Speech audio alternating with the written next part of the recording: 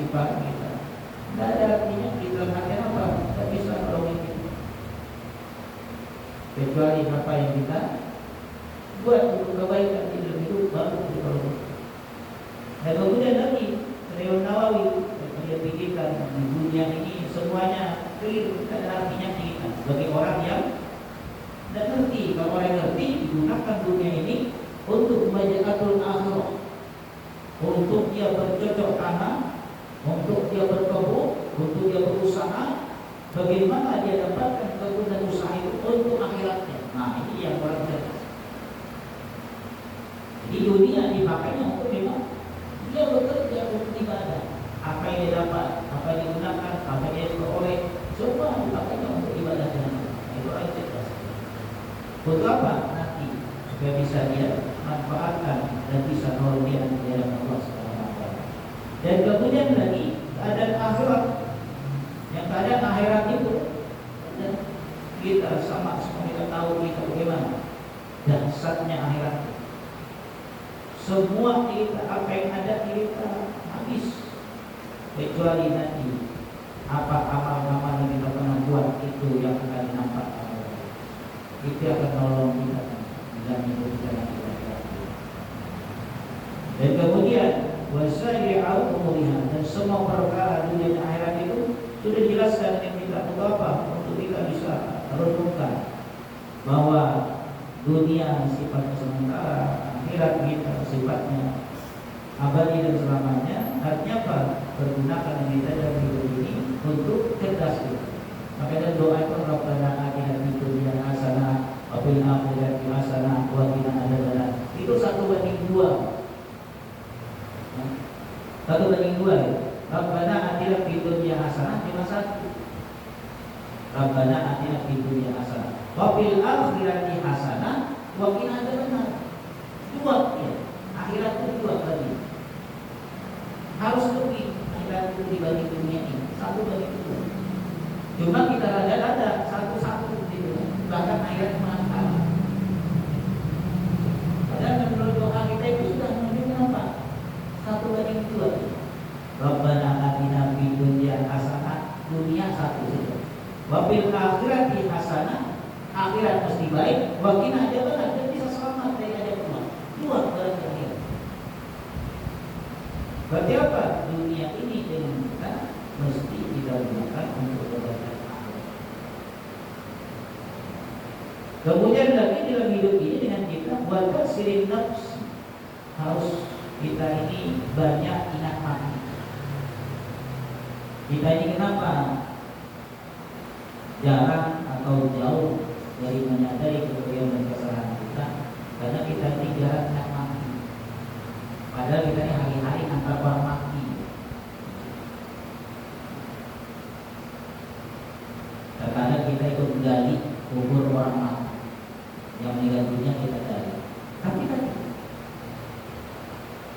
tidak pernah kita terpikir kalau kita yang dikubur. Tidak pernah kita tidak pernah terpikir kalau kita yang diangkat. Kita tidak pernah terpikir kalau kita yang disolatkan. Tidak pernah kita terpikir. Andai kata kita terpikirkan bahwa yang dimandikan kita, yang disolatkan kita, yang dikafankan kita, yang diangkat kita, yang dikubur kita, pasti kita ini jadi orang baik semua. Bayangkan dimandikan, harta semewah apapun dia punya kamar mandi di rumah. Kalau sudah meninggal, tempat mandinya cuma stainless yang dibikin kotak, itu ya mandi. Kalau kemarin bantalnya kita bilangnya spring bed yang empuk, bantal mandinya apa? Bantalan kayu. Itu syukur-syukur masih bantalan kayu. Ini kasih beberapa pisang. Saat dibungkus baju kita yang mahal-mahal kemana? Baju kaos saja ini 1 juta, ada 2 juta. Itu baru kaos dalam. belum lagi baju luarnya. Masuk kita dikapankan, ada berapa? Ada 7.000, 10.000 lain. Jadi yang kemarin yang sekian banyak di lemari tinggal semua.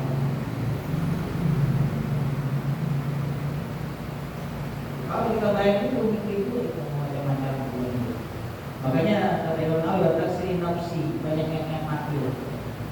Kalau banyak yang mati itu lebih baik dari itu. Maka dengan sebab itu banyaklah kita ini sadar dengan apa yang kita buat dalam itu. Untuk dengan ingat mati. Jadi bila mau dengan ingat kematian.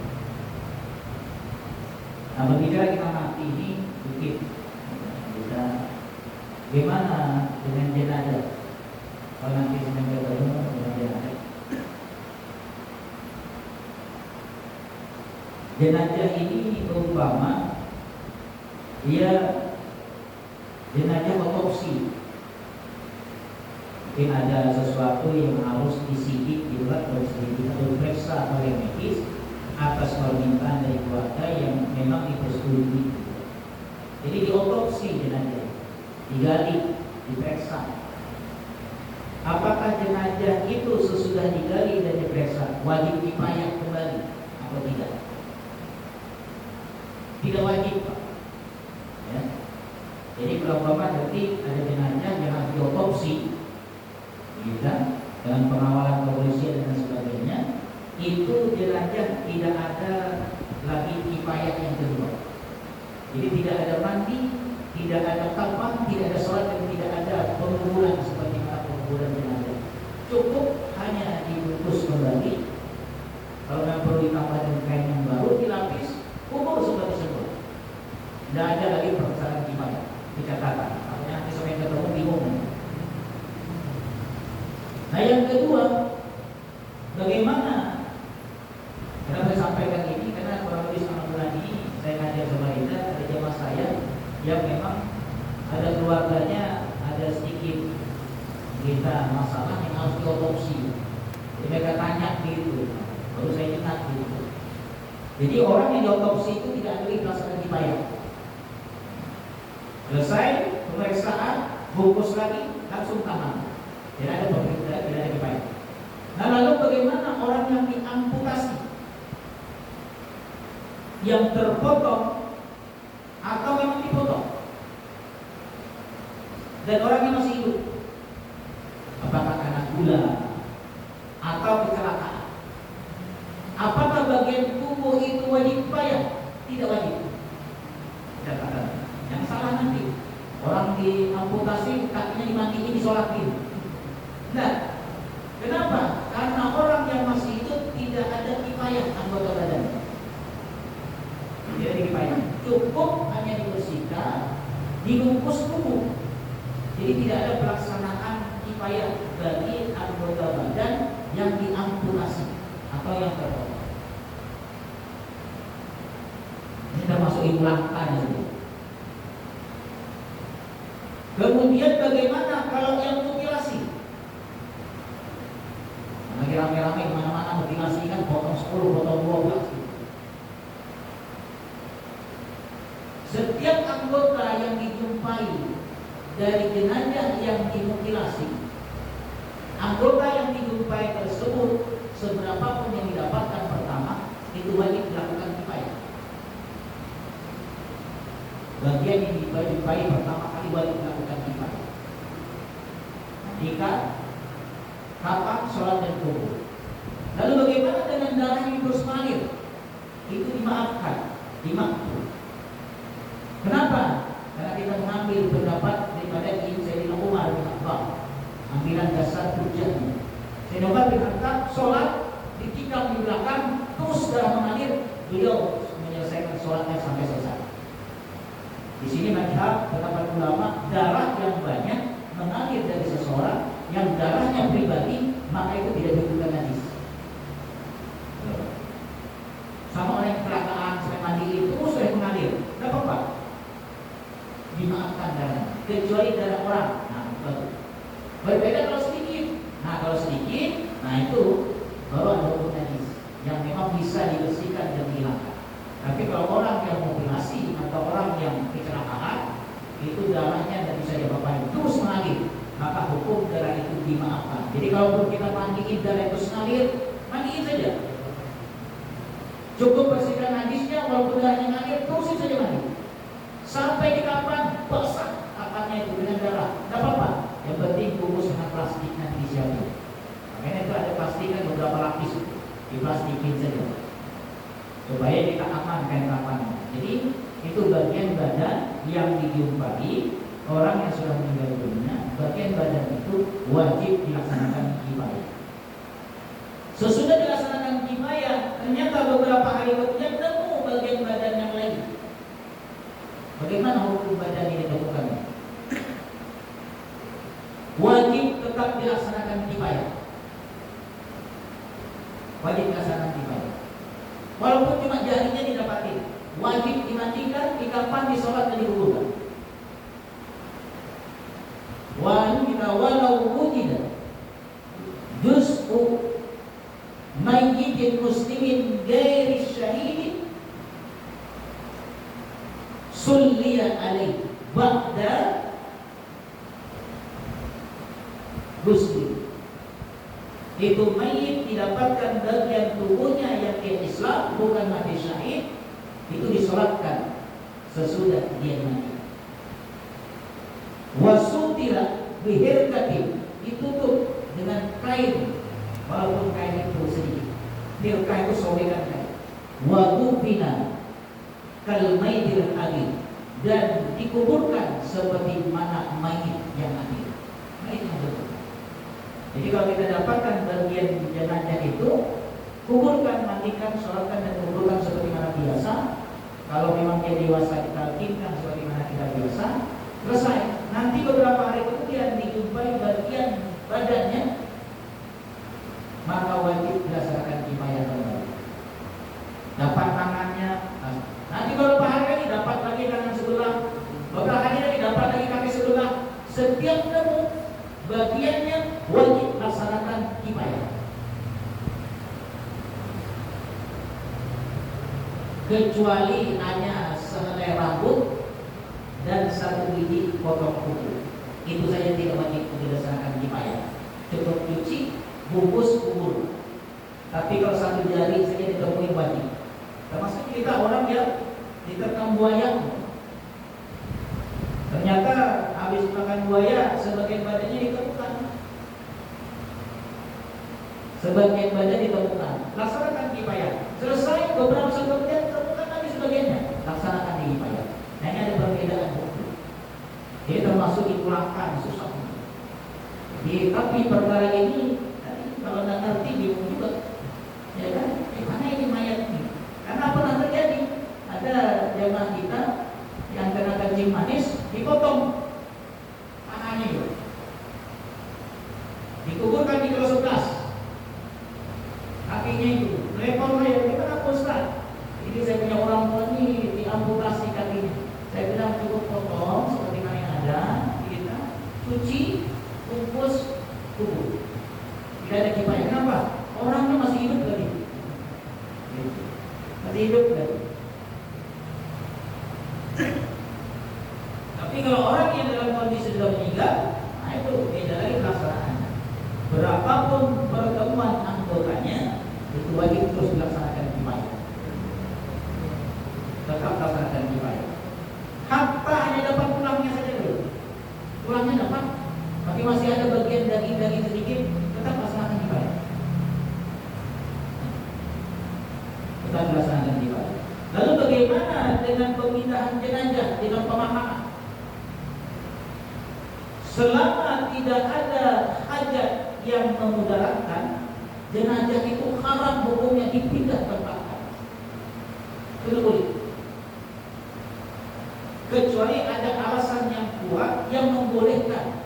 Satu, seperti di Saudi, kalau mayat itu sudah dipindah, tidak kuat pemakaman. Jadi di sana itu, di Saudi itu dibikin kotak-kotak, kamar-kamar khusus untuk menaruh jenazah. Nanti kalau dia sudah tinggal tulang, baru diangkat, pindah pemakamannya. Di Makla, di Kita juga itu pindah. tetap harus pemahaman. Cuma jenazah-jenazah yang tidak hancur itu tidak dipindah dari tempat. Dapat hukum sebagaimana semula. Seperti kalau kita di sini kemarin kita Syekh Imam Nawawi itu masih utuh, tidak digali, tetap dibiarkan dengan jenazah. Itu salah satu yang antara. Jadi dengan kita ada perbedaan hukum-hukum. Jadi kalau yang diamputasi kita orang yang masih hidup tidak ada hukum kifayah. Kalau orang yang diotopsi itu tidak ada hukum kifayah. Tapi kalau orang itu mutilasi atau terpotong dan dimakan binatang dan orang yang meninggal dunia, setiap menemukan bagian yang terpotong wajib melakukan kifayah, terkecuali hanya satu helai rambutnya atau satu kuku. Itu pendapat ulama. Walaupun ada sebagian yang pendapat kalau belum separuh katanya tidak dilaksanakan. Tapi sebagian ulama menyebutkan walaupun hanya satu jari itu wajib dilaksanakan kifayah. Mandikan, kemudian dikafankan, kemudian disolatkan dan dikuburkan. Cuma karena bagian tubuh ini yang ditemukan, jangan nanti dimandikan, putar kanan, putar kiri, gitu kan? Kenapa? Mandi 9? Enggak. Jadi sekarang biasa saja. Yang ada kanan ada kiri itu dengan utuh badan begini. Tapi kalau yang jenazah yang cuma dapat kakinya atau tangannya, nggak perlu. Ini yang kanan siram, ini yang kiri, ini yang tengah, enggak begitu. Siram seperti biasa, cukup niatkan saya mandikan ini mandiin dengan mandi 9. Sudah selesai. Itu salah satu cara ini hukum yang terkadang jarang kita temukan, tapi terkadang kalau terjadi bingung kita. Sama dalam pemandian juga mayit. Andai kata mayit ini rupanya alhamdulillah tadi malam sehat ya, orangnya itu sehat, kumpul dengan istri atau kumpul dengan suami, subuh belum sempat mandi meninggal orangnya, serangan jantung. Bagaimana ini jenazah? Apa dilaksanakan mandi wajib baru mandi kifayah atau gimana? Dan itu pernah terjadi di daerah Kukar. Di daerah Kukar itu jenazah ini siap dimandikan, yang istri ngomong dengan tukang mandi. Nah ini malu-malu ini Pak. Ngomong dengan tukang mandi, Pak Ustaz, ini suami saya dari malam junub belum sempat mandi Pak Ustaz. Gimana ini? Ah Ustaz ini bingung juga. Telepon saya beli kapan Pak? Orang buka gitu. Ustaz ini jenazah di depan kita nih, mau dimandiin sudah ini. Kenapa? Ini jenazahnya bilang istrinya dari malam junub belum sempat mandi, keburu meninggal di luar. Saya bilang, tidak apa-apa. Mandi kifayah itu menggantikan mandi junubnya. Jadi orang yang sudah dimandikan kifayah terangkat junubnya. Jadi tidak ada mesti harus mandi junub dulu, baru mandi kifayah. Nah, artinya bagi pasangan yang hidup tidak perlu lapor dengan tukang mandi kalau dia junub dari malam, malu-maluin. Tapi tidak ngerti hukum mau diapain, makanya dijelaskan lagi. Supaya apa? Ini hal sepele, nanti kadang-kadang tidak terpikir dengan kita. Saya kira itu saja di jamaah yang mau ditanya.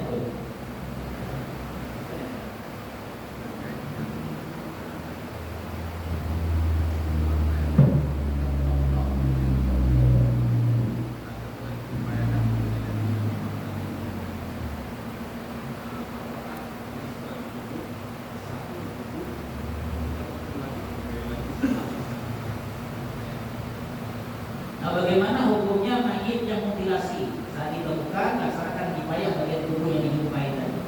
Lalu sudah dikumpulkan, lalu ditemukan lagi bagian tubuh yang lain. Tentu dilaksanakan lagi secara hukum kifayahnya. Tapi apakah disatukan di dalam lubang yang sama? Kalau memungkinkan satukan, tapi tidak mesti harus dikumpulkan dalam kapan yang sama. Cukup digali dalam lubang yang sama, walaupun tidak dalam kondisi disusun sedemikian rupa. Cukup dibuat dalam lubang yang sama. Tapi kalau juga tidak memungkinkan, boleh dibikin lubang yang baru.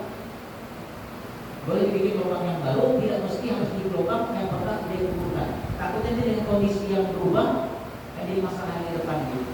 Jadi mayit yang mutilasi tadi yang kita temukan, itu tidak mesti harus dikumpulkan dalam lubang yang sama. Kalau memang memungkinkan silakan, tapi kalau tidak memungkinkan boleh dijadikan lubang yang baru. Boleh dibikinkan lubang yang baru. Contoh nih, orang ini meninggal dimakan buaya atau mutilasi, berbeda kecamatan atau berbeda kota, mau tidak mau digantikan lubang yang baru, itu apa? Di sini kepalanya, di sana kakinya, seperti Sayyidina itu Rasulullah. Tidak apa-apa, ada kondisi darurat seperti ini. Saya paham ya? Lagi kan?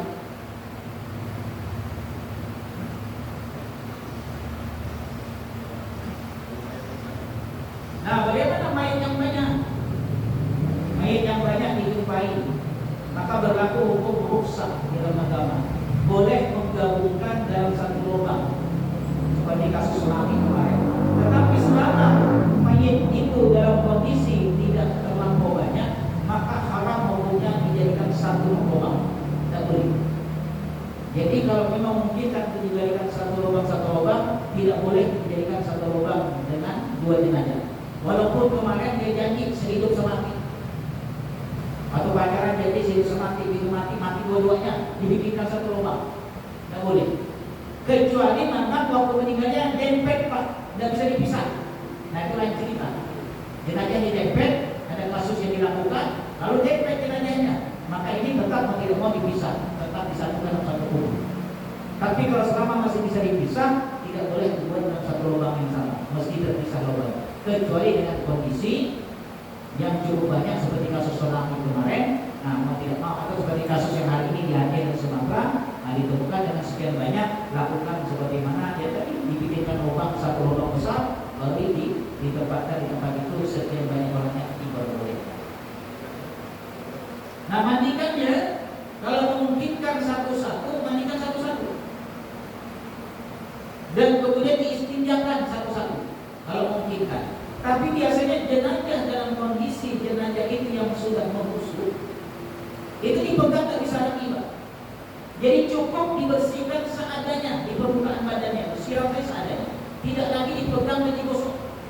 Siram saja seperti biasa begini. Kira-kira kalau ada lumpurnya, lumpur cukup hilang gitu, tidak ada istinja lagi, kita kemudian diwudukan, niat saja wudu seperti mana ada, siram saja kita, tidak mesti harus dengan urutan satu-satu enggak.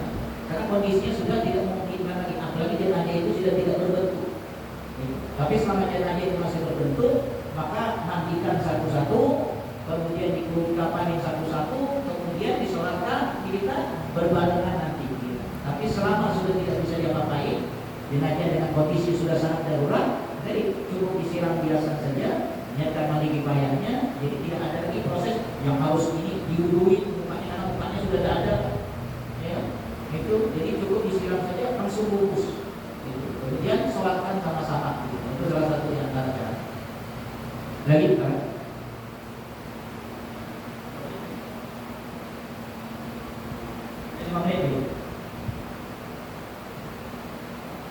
Dan sama kalau jenazah mayit, anak-anak yang belum balik itu tidak ada talqin. Anak-anak yang belum balik tidak ada talqin.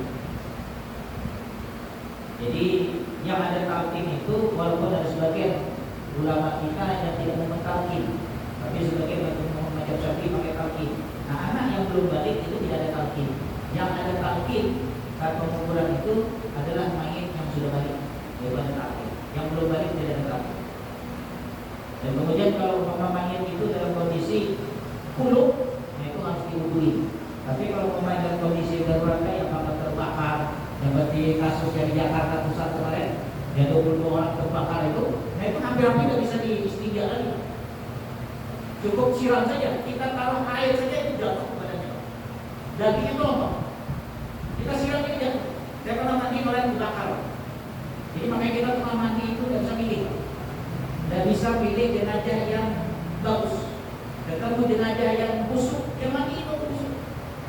Makanya ada trik. Kalau kita mandi jenazah yang busuk itu pakai kopi, tapi kopi itu asli kampung, bukan kopi white itu enggak.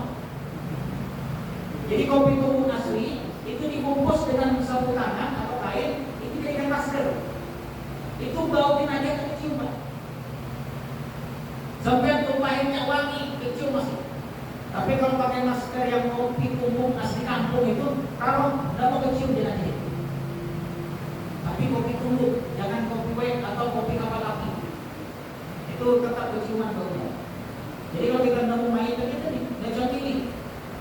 Cuma salah satu yang milih gimana? Kalau ditanya nih di rumah, gimana mandiin? Nah, kalau bisa dimandikan rumah sakit saja lah, gitu. Nah itu tidak alternatif tukang mandi kampung dan mandiin. Cuma kalau di rumah sakit ya harus bayar, gitu kan? Minimal kalau dulu saya ingat itu lagi yang rumah sakit Islam ini dulu 1 juta mandiin, mayat itu 1 juta kurang lebih 1 orang gitu. Jadi kalau ya alhamdulillah kita, nah kalau yang lain nah kurang tahu saya. Jadi makanya kalau di rumah sakit ya kalau mandi jenazah harus bayar. Kalau di kampung mandi jenazah gratis. Kenapa? Dijamin padu dibayar. Kenapa? Bagaimana pemakaman? Pemakaman yang ditumpuk. Selama pemakaman lokasinya cukup, tidak boleh ditumpang. Tidak boleh ditumpang. Jadi tumpang dulu bawah, nanti beberapa tahun. Penumpangannya kalau penumpang untuk jenazah kedua atau ketiga itu berapa lama waktunya? Diyakini jenazah yang ada pertama dalam kondisi memang sudah hancur. Sudah hancur. Jadi jenazah yang pertama sudah hancur, baru dilapis yang kedua. Selama tidak ada baunya. Jadi kalau sudah hancur itu tidak ada bau. Jadi makanya kalau kita pemakaman itu kan dari lubang itu kan sekumbang berdiri ini, Pak. Tujuannya apa?